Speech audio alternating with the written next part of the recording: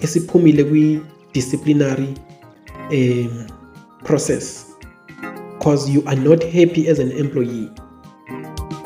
Bathi leyo process leyo izodependa kwa-employer wakho ukuthi ke nama-policies wakhe ame kanjani regarding appealing against ilona i-sanction for the disciplinary process.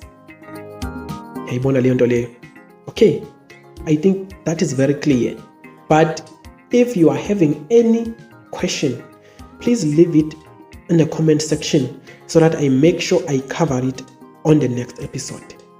Okay? Then siza ku point number 2. Dispute resolution. Dispute resolution. Okay? What does the document say about dispute resolution?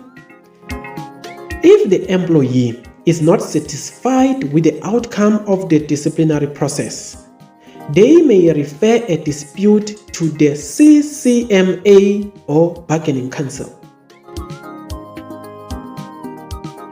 Uma kungukuthi kena u-employee akanemeneze ngesinqumo esithathiwe, uyakwazi ukuthi ke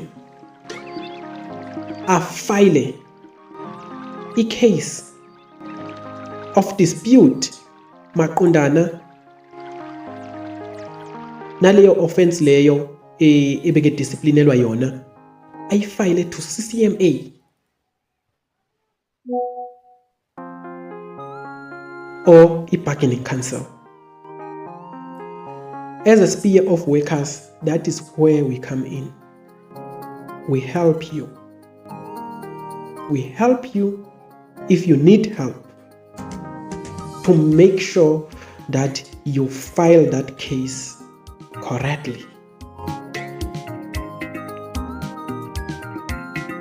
Because inhloso yethu is to make sure that you get justice.